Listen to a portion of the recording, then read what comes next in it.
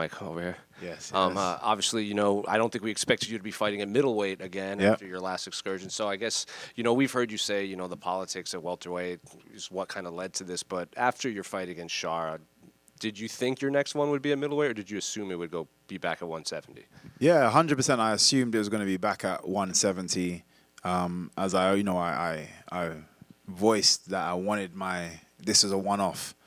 It's seeming more and more that it's going to be more than even this fight now, potentially. It seems that there's just more opportunity. The welterweight seems to be congested, and I wanna be active. So if there are fights, I'm always willing to go back down. It's nothing to do with weight or anything. I can make whatever weight I need to. So yeah, but I do see there's a lot of opportunities and hungry fighters at the middleweight division. If you do stick around at middleweight, do you think you could be more active than you were at welterweight, considering you don't have to cut that extra 15 pounds? Oh, definitely. But at the same time, remember, I come from a competition circuit background where I'm fighting sometimes up to 21 times in one day. So, and that's at different weight divisions as well, or different styles of fighting. So, it's not the weight that stops me from performing. It's more to do if there's opportunities to take a fight. So, I like to be active, and it seems like middleweight will allow me to be more active. You know, when Dustin Poirier made the jump from 145 to 155, he said it took him a while to feel like a lightweight rather than just a featherweight that stopped cutting weight. Yeah. So do you feel like a middleweight, or do you just feel like a welterweight that stops cutting at 185? No, I completely agree with Dustin with what he's saying. I still don't quite feel like a middleweight. I feel like a welterweight that doesn't have to cut too much. And it's only because, again, I wasn't expecting to still be here.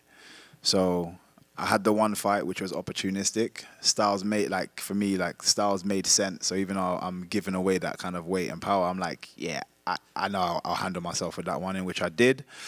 And then this one, I was already expecting to go back down. So again, I'm not really preparing myself for another middleweight division fight. And then this kind of last minute, I had to kind of change thought process. But again, I haven't really done the camp in a way that I would to just stay at middleweight. But like I said, maybe I have to just consider that now. And then, like, kind of speaking on that, Jared is, you know, one of the, like, just physically more imposing middleweights. He fought at heavyweight, and now he's a very physical middleweight. And, you know, pressure. He's like, I've seen interviews. He's like, I'm not trying to solve the MVP puzzle. It's just pressure. So I guess, what type of fight are you expecting in there against Jared? I am kind of expecting him to do, attempt to do exactly that. There'll just be a lot of oncoming traffic. Yeah, it's up to you if you want to run down that road while there's cars flying at you, and how long before you are permanently knocked over. So we'll see. I do believe he'll try and do that until it doesn't work. And then again, like I said, I've spoken to many people and said I turn a lot of people into wrestlers. And although he can wrestle. I've seen him wrestle before. That's never his first point to go to. But I definitely see him try to adopt more of the wrestling element. And at welterweight, you would always say, speed kills. But at welterweight, you also had that power. Coming up to middleweight, I would assume you're right away one of the faster middleweights, just because you might just be smaller than those guys. But I guess, how do you think your power translates up to middleweight too? It doesn't. Them guys is tougher than a mud. It just means I have to be way more, and I've spoken about this as well. I have to be way more. I have to have way more output in comparison to the welterweight. Welterweight, I'm a sniper. I'm waiting for that right moment, and then I'll land my shot. Wait for the right moment, land my shot. Whereas in the middleweight division, I have to be a bit more aggressive on that front foot, landing combinations, and then come back out. Combinations and come back out versus just the one shot. Trying to in hope to kill these guys, because they are more the natural, especially Jared coming from heavyweight, but they are more the natural middleweights.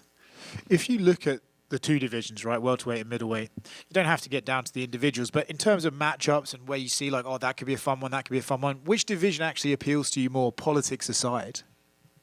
I still think welterweight. I think this is why my heart is still, in the world. Again, there's so many talented fighters across the whole roster of the UFC. There's still great fights at middleweight. I'm not taking anything away from the guys at middleweight. There's exceptional fights. You just had an absolute beast just speak to you guys on the stage. So there's crazy fights to be had up here, but I don't know what it is maybe because I've just been there longer and I've, studied maybe more of the fighters at welterweight, that I just feel like that's the division and fights that I want. Yeah. In terms of the politics, again, you don't have to necessarily get into the nitty-gritty of it, but is it just that you'll ask for a welterweight fight and they go, there just aren't any available right now, but we can offer you middleweight? Is that kind of how those talks go, or are they trying to maybe push without pushing you into the middleweight division because they prefer you there? Again, I'm not really sure their motive. How I feel it kind of came about is when, after that fight, I'm expecting, a really good fight, and the fight that I was offered didn't make sense to me based on what I just did. Yeah. So I was like, I'll wait for someone to be available, because they were basically, everyone else is busy, as to why they gave me this fight. And it was like, in terms of ranking, you're talking somebody that's in the 20s. And I'm like, I just beat one of your prospects. Come on, give me someone that's an exciting fight. Didn't hear anything back, kept asking, didn't hear anything back, started calling people out, didn't hear anything back. And then I decided to, give me someone at middleweight. And then I seemed to get names, quickly. And it's like Jared is one of those names that you're like, okay, he's a big guy, obviously, but there's a puzzle in that, right? Yep. So does this one, for you, maybe, okay, it's not the division you want, but still motivates you and excites you in one of those ways? It excites me, again, one, because he's an exceptional athlete. He's fought everybody. It's, it adds to my credibility of people, when I'm looking down the line later of people that I have fought and then beaten. But also it's progression, because he's ranked number 8 or 7, wherever he is. But it represents progression moving forward. So, I feel like even if I won this fight at middleweight and I went back down to welterweight, you have to still kind of give me people in and around that kind of level of ranking. So again, for me, it just made sense. Yeah, and last one from me. Aaron Pico's making his debut. Similar situation, right? Came in from the outside, bit of hype around him. I don't know if you had a chance to speak to him, but if you had the opportunity to give him some advice... I wouldn't. You would not? Because Leron is my guy. It's my boy. I just wouldn't. I respect that.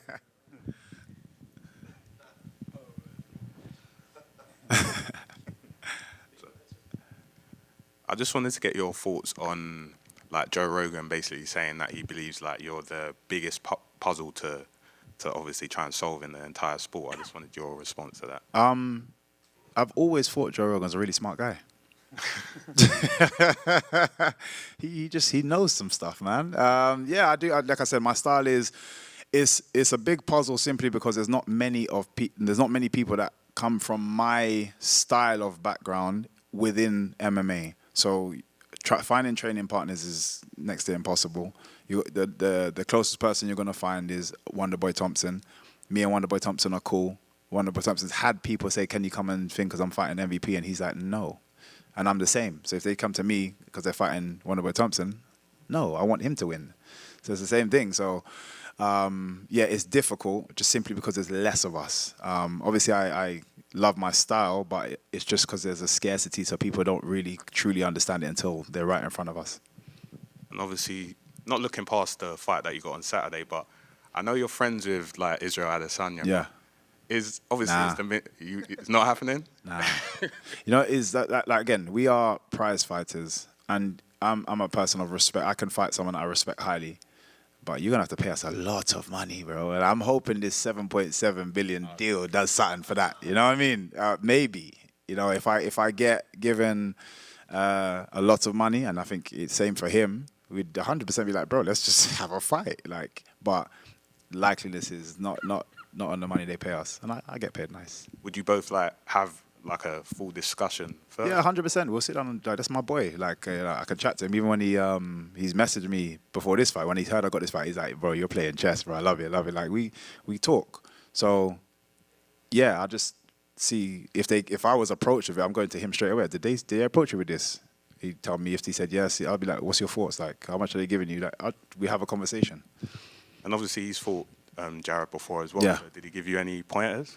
Yeah, to be fair, again, he kept saying like, just hit me up if you want to know anything about it, or what, in terms of what he felt. And to be fair, I might do it now, like close to. I just hadn't done it as of yet. We spoke and didn't really speak about that, speaking about other random stuff.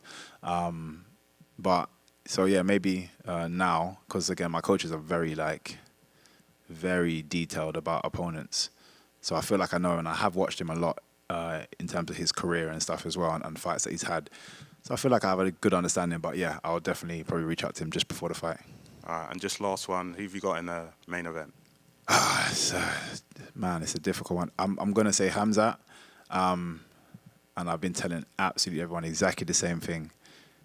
If DDP wins this fight, I am never betting against this man ever again in my life, because there's just I feel like a lot of people feel the same way. There's something about his style that's not appealing but successful. And I think it's that not appealing side that keeps making us question his ability to win. But his special gift that we usually see through my kind of point style or Hamzat's wrestling, like you can kind of see the obvious. His not so obvious is probably just the fact that he knows how to be tough and grind out a win. That might just be his talent. You know what I mean? He's okay enough, well, like in terms of his mixed martial arts skill, to just figure out a way to success. And that might be his thing. Hey, brother. What's up? Showman, right? Inside and outside the cage. I know with the Shara fight, you kind of made everybody pop with the I'm the captain now line. The Ian Gary had the custom walkout song. I know you can't give too much away, but like, can we expect something pre and post fight? To be fair, and just to be honest, with this one, there's a bit of a different, there has been a bit of a different mental shift. I do feel like, although it is still my personality, I was trying a bit too hard to be like, I'm MVP, guys. Remember this guy. I'm this guy. And like I said, I only realized that after that last fight that I am holding a weight of the UFC still, and I didn't need to. So this one, I just want to enjoy myself.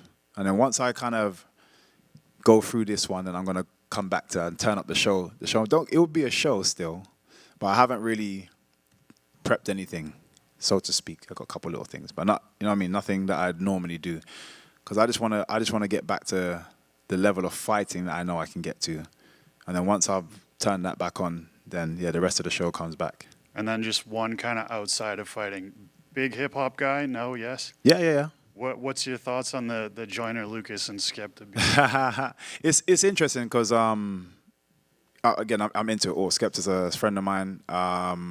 Joyner, I'm a massive fan of. I think he's dope. The recent album I haven't listened to fully, but his last one, absolute fire. I've put it on repeat like crazy, and he's super talented. But it's difficult because American listening to a UK artist, they don't get it, and you won't understand certain things that he's talking about, and so on and so forth. And then the British guy, same in America, they'll hear something. And obviously, we're a bit more. We'll probably hear things a bit easier because we listen to American music a lot more. So I feel than Americans are now. I think the UK is only recently popping in America, so we're getting a lot more talent that's kind of crossing over, but they're still not going to understand as much as we may understand. So it's difficult. And for me, Skepta is super talented, but not quite a rapper. He is a grime artist, and that genre of music is just very different. So again, it's fun for everyone to talk about, and the crossover and stuff. But I'm a fan of both in their own spaces, and it's just a little bit of fun. I think everyone's getting hyped after the Drake and Kendrick, and then now everyone's just trying to jump on, and because it brings so much spotlight because we love beef. Like for some reason, everyone's just attracted to that beef. So yeah, for me, I'm just a fan of both, and I've listened to both sides. I wasn't massively impressed with either side. Like I didn't think anybody done anything crazy. It almost feels like they've shook hands and just been like, yeah, let's just he's promoting and he's got a new album dropping. Let's help me promote that, and it feels like that more than it does feel serious. So I'm just kind of like, yeah, just go back to the music.